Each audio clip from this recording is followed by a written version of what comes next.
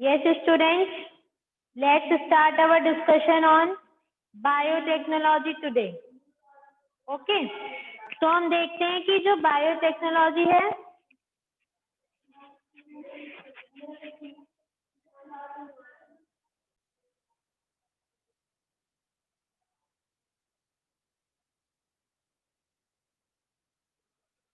Yes students, तो हम बात कर रहे हैं आज बायोटेक्नोलॉजी के बारे में। ठीक है, बायोटेक्नोलॉजी बहुत ही इम्पोर्टेंट टॉपिक है आपका। Sorry, biomolecules.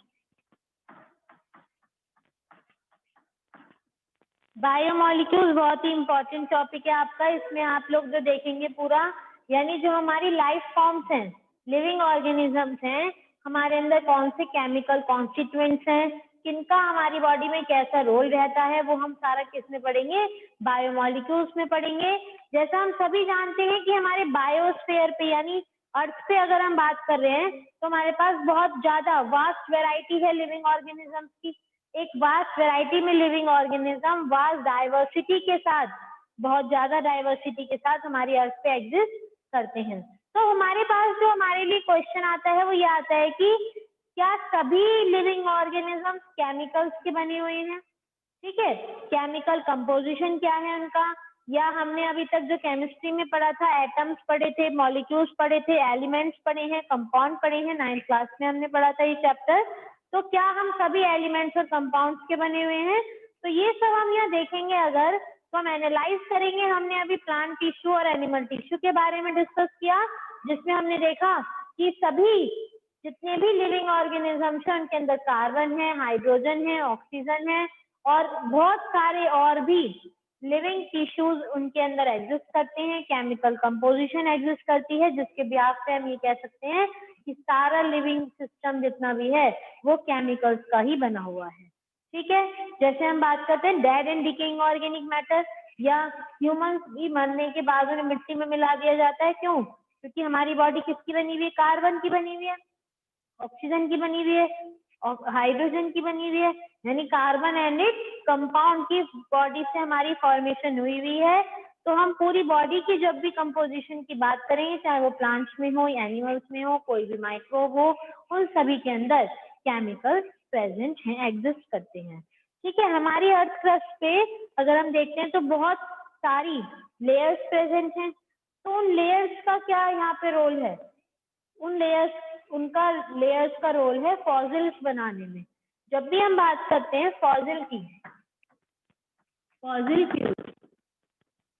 ठीक है, तो फॉसिल फ्यूल्स में हमारे जनरली क्या आ जाते हैं?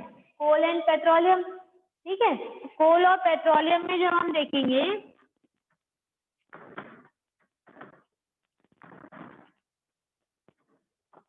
जब हमने देखा कि कोई भी प्लांट, एनिमल या लिविंग ऑर्गेनिज्म हमारी अर्थ पे गिर गया है मर के, ठीक है, तो उसके ऊपर सॉइल की लेयर्स आएंगी और after so many years, 100 of year, 1000 of years के बाद जब उस लिविंग ऑर्गेनिज्म जो डेड में कन्वर्ट हो गया, उसके ऊपर अर्थ क्रस्ट का प्रेशर लगता रहेगा, क्योंकि उसके ऊपर सॉइल की लेयर्स बनती रहेंगी और उस प्रेशर की वजह से जो भी dead and decaying organic matter earth पे होगा वो कोल में कन्वर्ट हो जाएगा, यानी वो फॉसिल फ्यूल बन गया। ऐसा ही समुद्र में होगा, सी बेड्स में होगा।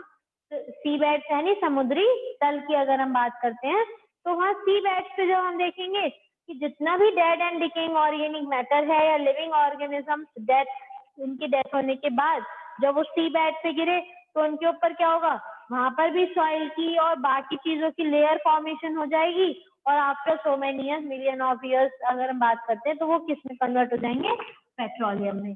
यानी जो लिक्विड पेट्रोलियम है ये हमें सी बेड से मिलता है, कोल हमें अर्थ क्रस्ट से मिलता है। तो इस तरीके से हमारा फॉसिल फॉर्मेशन होता है। तो यहाँ सारा किसका रोल हो गया? बायोमॉलिक्यूल्स का। यानी हमारी बॉडी किसकी बनी हुई थी? केमिकल कॉन्स्टिट्यूएंट्स की बनी हुई है। वही केमिकल कंपोजिशन हम यहाँ पर एनालाइज कर रहे हैं। ठीक, तो जितने भी हम अर्थ क्रस्ट में देखते हैं, देखेंगे आप, देखिए, how to analyse chemical composition, यानी हम केमिकल कंपोजिशन को कैसे एनालाइज कर सकते हैं। तो we can continuing asking the same way, what type of organic compounds are found in living organisms, किस टाइप के ऑर्गेनिक कंपाउंड्स लिविंग ऑर्गेनिजम्स में पाए जाते हैं।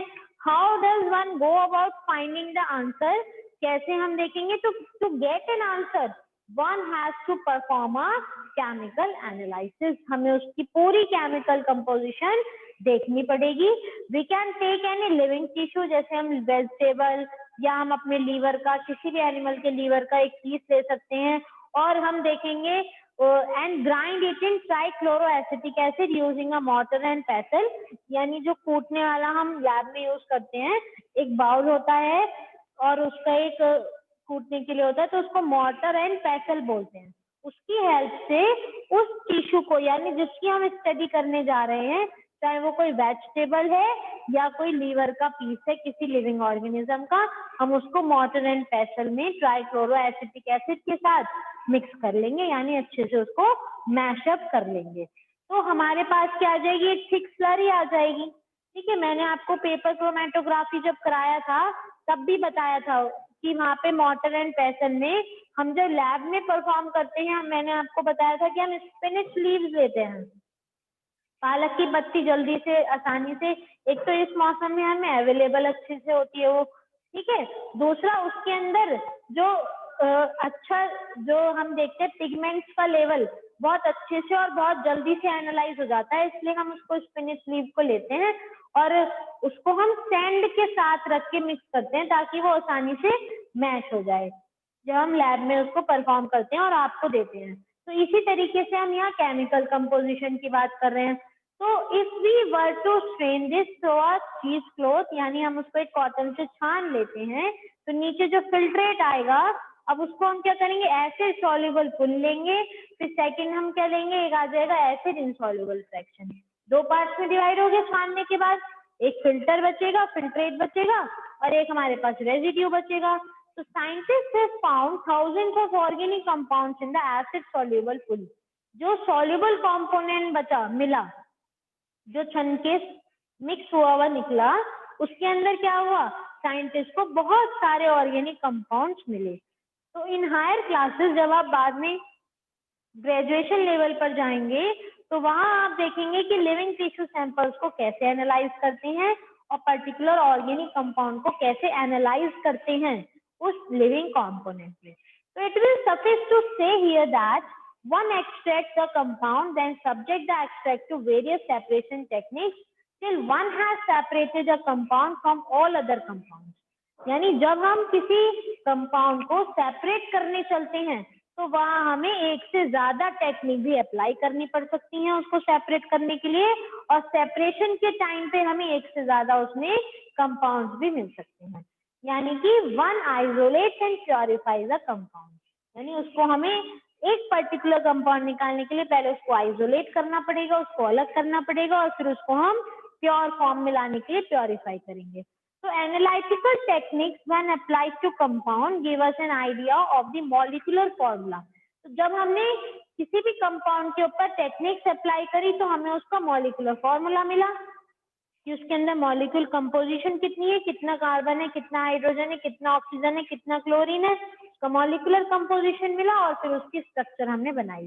तो all the carbon compounds that we get from living tissues can be called biomolecules. सारे carbon compounds को हम क्या कहते हैं, बायोमॉलिक्यूल्स कहते हैं।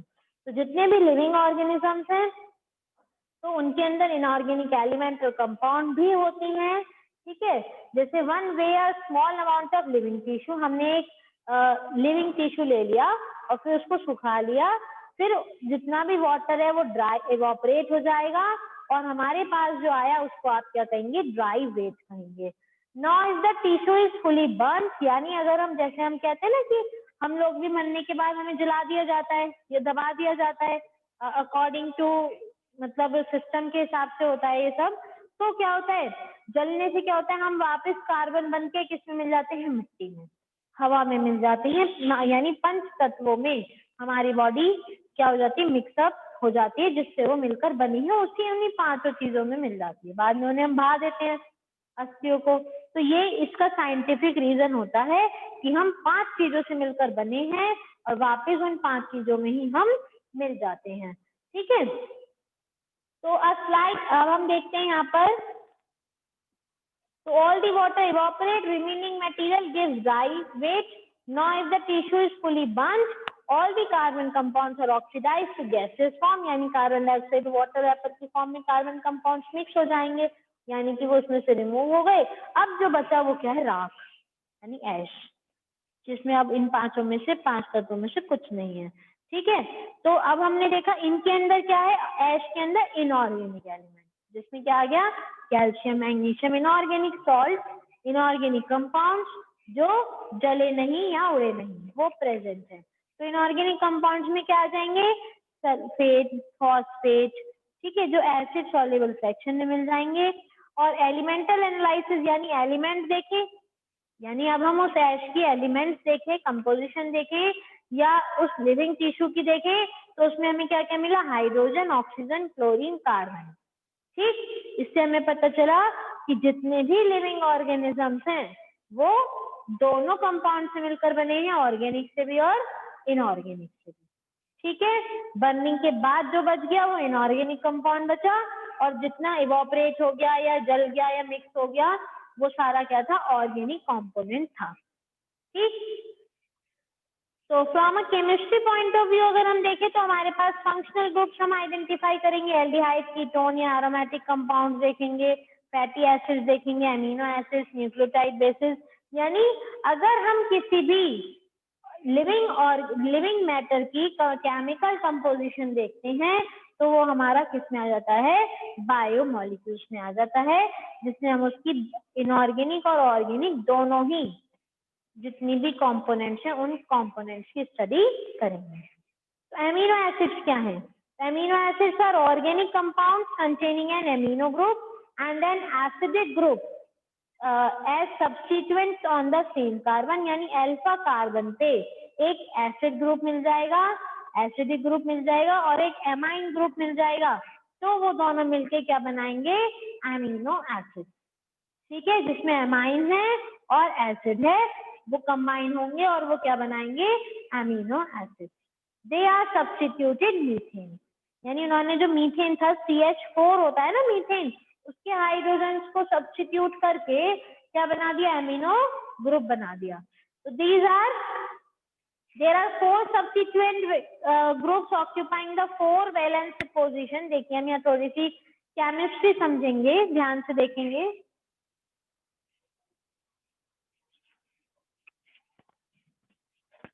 देखिए जब हम अपनी पीरियोडिक टेबल की बात करते हैं तो हमारा यहाँ आ जाता है हाइड्रोजन, हीलियम,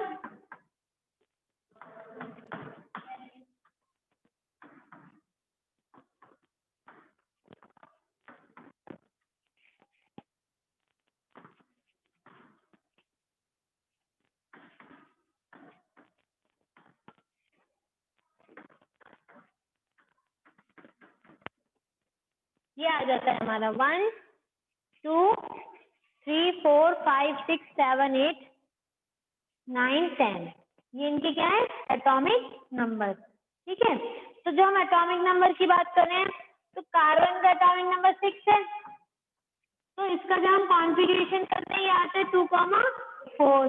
तो कार्बन की कितनी वैलेंसी होती है, 4। कार्बन हमेशा टेट्रावैलेंट होता है, 4 वैलेंसी वाला होता है, and it always form covalent bond. ना तो ये आयनिक बॉन्ड बनाता है ना ही कोऑर्डिनेट बॉन्ड इजीली बनाता है, मतलब जो जनरली बनाएगा सबसे पहले वो कौन सा होगा, कोवेलेंट बॉन्ड होगा, शेयरिंग से बनाएगा इलेक्ट्रॉन्स की। तो इसके पास हमें दिख गई 4 वैलेंसी होती है कार्बन की। तो अब इसकी 4 वैलेंसीज को जब हम देखेंगे, अल्फा कार्बन की हम बात कर रहे हैं,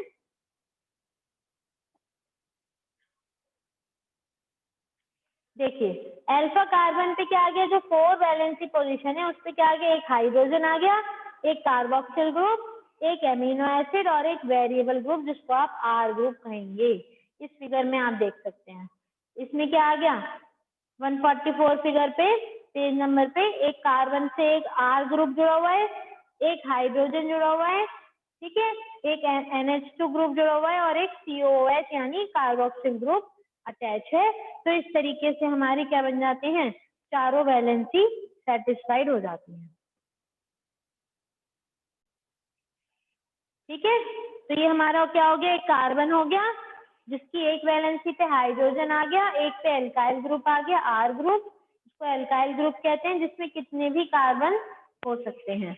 एक हमारा कार्बोक्सिलिक एसिड हो गया, ठीक है, कार्बोक्सिल ग्रुप, और एक हमारा एमिनो ग्रुप हो गया। तो ये चारों ने इसकी कार्बन की वैलेंसी को कंप्लीट किया।